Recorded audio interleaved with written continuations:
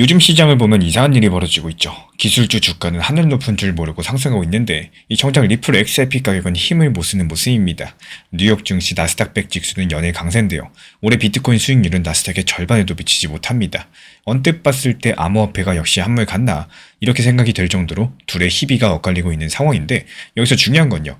과연 이런 겉모습 그대로 받아들여도 될까요? 오늘은 나스닥과 따로 노는 XRP 그리고 이 상황의 이면에 숨겨진 흐름들 함께 풀어보도록 하겠습니다. 먼저 현재 상황을 숫자부터 짚어볼게요. 올해 암호화폐 시장 상승률이 나스닥 100 지수의 50% 정도 포인트가 뒤쳐졌는데요.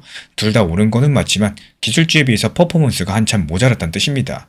특히 최근 몇 달을 보면은 나스닥 지수는 사상 최고치 근처까지 상승했는데 비트코인은 10월 초에 정점 찍고 나서 30% 하락해서 조정을 받았습니다. 이 원래 위험자산 선호가 강할 때는 기술주도 오르고 암호화폐 시장도 같이 오르는 게 보통이었는데요. 이번에는 상황이 다르다라는 거. 이 기술주가 혼자 신나게 달리는데 비트코인은 숨고르면서 한 발 물러서 있었죠. 금융용어로 이런 현상을 디커플링, 우리말로 탈동조화라고 부릅니다. 같은 방향으로 움직이던 두 가지 자산의 상관관계가 흐트러졌다는 거죠. 그렇다면 이 탈동조화 현상 과연 어떻게 해석을 해야 될까요? 두 가지 관점이 가능합니다. 한 개는 표면적으로 보이는 대로 역시 비트코인은 믿을 게 못 된다. 제대로 못 오르네. 이런 부정적인 시각. 그리고 또 다른 한계는 기술주랑 비트코인이 따로 노는 거는 이 비트코인이 이제 자기 길을 가기 시작했다는 신호일 수가 있다. 이런 시각인데요. 이 후자의 흥미로운 해석을 글로벌 자산운용사 반에크 측에서는 이렇게 내놨습니다. 이 반에크의 디지털 자산 펀드 매니저 데이비드 샤슬러는요. 최근 보고서를 통해서 이렇게 진단을 합니다. 비트코인의 탈동조화는 본격 상승 랠리의 신호탄일 수가 있습니다라고요. 이 기술주 대비했을 때 부진해 보이는 지금의 현상이 알고 보면은 곧 다가올 독주 시작을 알리는 폭풍 전야일 수 있다는 의미인데요. 그렇다면 왜 그런 결론이 나왔을까요? 그 핵심 배경에는 거시경제 흐름, 그 중에서도 이른바 디베이스먼트 트레이드가 있습니다. 생소한 용어겠지만 뜻은 간단해요. 화폐 가치 하락에 대비한 투자 전략 정도로 풀어볼 수가 있는데 이 지금 전 세계 많은 투자자들이 고민하는 게 있죠. 계속 금리를 높여가지고 물가를 잡는다고 하지만 정부 빚은 늘어나고 경제는 둔화되고 이러다가 결국에 돈을 다시 풀 수밖에 없지 않을까 이런 생각입니다. 돈을 풀면 어떤 일이 벌어지나요? 맞습니다. 화폐의 가치가 희석되다 보니까 쉽게 말해서 1달러로 살 수 있는 물건이 줄어든다는 얘기고 내 통장의 현금 가치가 떨어진다는 뜻이겠죠. 그러면 사람들은 어떻게 행동할까요? 역사적으로 그 정답은 뚜렷했습니다. 돈의 가치가 떨어질 것 같으면은 사람들이 가장 먼저 찾는 거는 늘어나지 않는 거, 즉 자산의 영역입니다. 대표적인 예시가 금이죠. 요즘 시대에 거기에 비트코인도 추가가 됐습니다. 이런 흐름을 실제로 확인했던 때가 언제였냐? 바로 코로나 직후 2020년 그리고 2021년입니다. 팬데믹 때 각국 정부랑 중앙은행들이 앞다퉈서 돈을 풀면서 주식과 부동산, 원자재, 너나 할 것 없이 전부 다 상승했지만요. 비트코인의 상승 속도는 그 중에서도 단연 압도적이었습니다.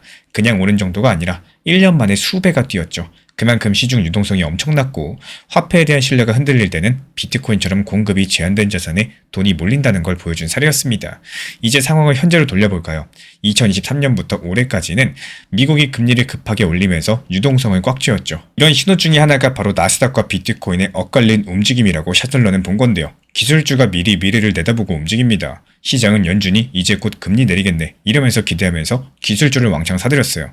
그래서 나스닥이 상승하고 있다는 거고 반면 비트코인은 어떨까요? 비트코인 투자자들도 처음에는 기대감에 올랐다가 생각보다 유동성 개선이 더디면서 실망 매물이 나온 측면이 분명히 존재한다는 거. 특히나 올해 10월 비트코인이 12만 달러를 넘어서면서 사상 최고가를 찍었을 때 이 초기부터 들고 있던 대규모 물량들은 대거 시장에 나왔습니다. 2년 넘게 묵혀둔 코인 160만 개가 올해 초부터 시장에 풀렸다는 분석도 존재합니다. 정말 엄청난 물량이죠. 2021년 불장 때 못 팔고 묵혀둔 옛날 큰손들이 이번에 올랐을 때 팔자라면서 내놓은 겁니다. 이걸 신규 자금이 전부 다 소화하지 못하니까 가격이 꺾일 수밖에 없었다라는 거. 마치 숨고르기에 들어간 모습이겠죠. 그러면은 다시 큰 그림으로 돌아와 보겠습니다. 이 기술주가 이제 곧 완화 사이클 기대하면서 상승했고 비트코인은 아직 유동성 부족하다면서 숨고르고 있다? 그럼 이 둘의 움직임이 달라진 이유가 이해되실 겁니다. 여기서 중요한 건 그 다음 단계인데요. 만약에 시장 기대대로 2026년 진짜로 돈풀기 모드가 온다면 어떻게 될까요? 이미 잔뜩 달려버린 기술주들, 일정에 대한 조정이 불가피할 수가 있겠습니다. 하지만 상대적으로 덜 오른 비트코인은 오히려 본격적인 상승 여력이 큰 상태가 될 겁니다. 이 디커플링이 오히려 기회가 될 수 있다는 게 바로 이 대목인데요.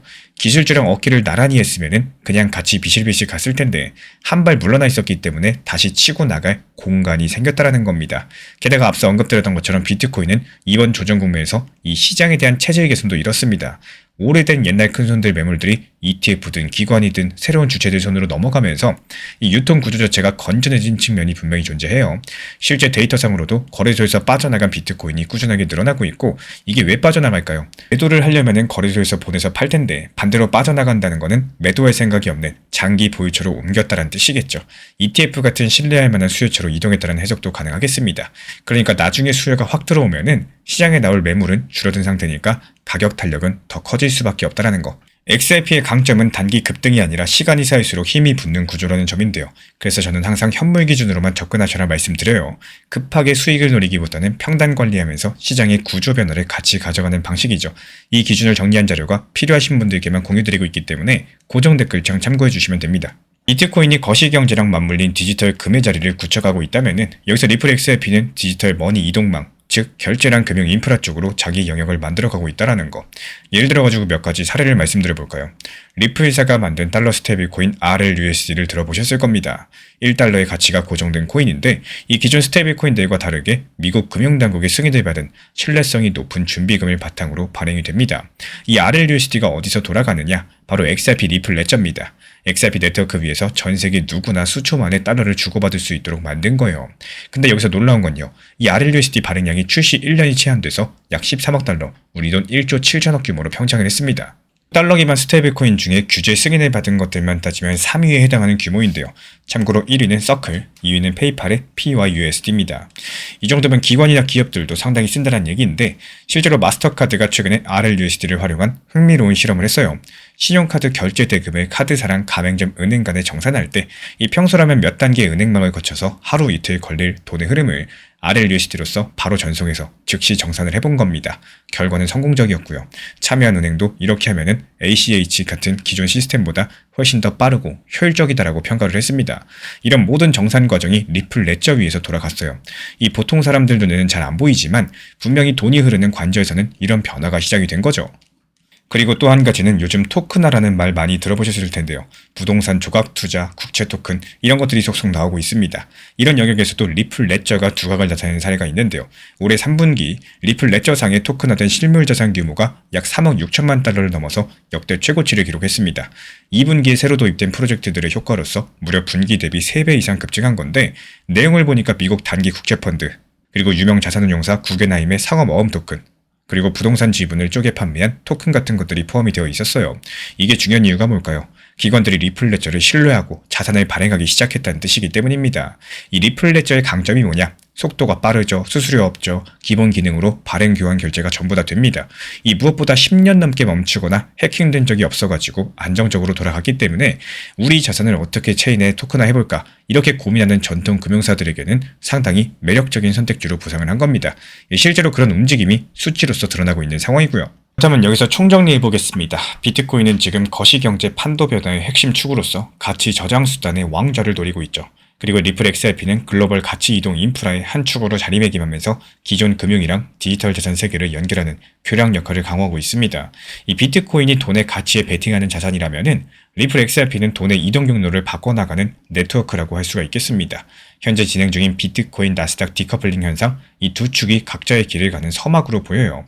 그리고 거시 환경의 대전환기가 오면은 결국에 이 두 가지 축은 함께 부각될 가능성이 높다라는 거.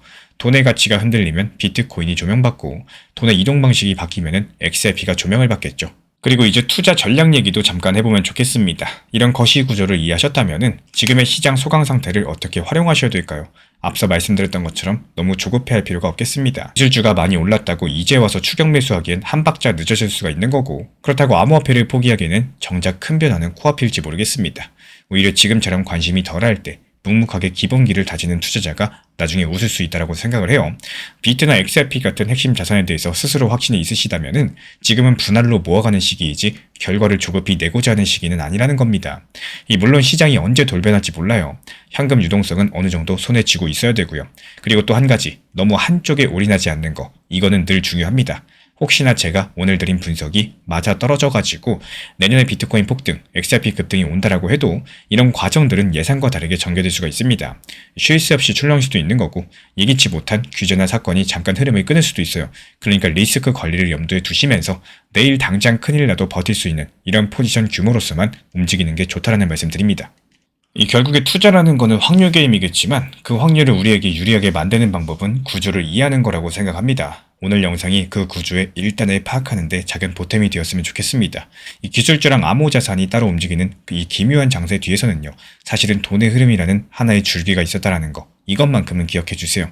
겉으로 보이는 뉴스에 가려진 이 세상의 설계도를 읽어내는 안목을 기를 줄 아신다면은 어떤 시장이 와도 중심은 잡혀 있을 테니까요. 가치 투자의 아버지 벤자민 그레이엄은 시장의 본질을 꿰뚫는 명언을 남겼습니다. 이 시장은 단기적으로 인기투표 기계지만 장기적으로 저울 체중계다. 지금 나스닥이 화려하게 비상하는 것은 단순하게 인기투표에서 앞서고 있기 때문일지 모르겠습니다. 반면 리플 XRP가 보여주는 침묵은 인기가 아니라 본질의 무게를 다지는 시간입니다.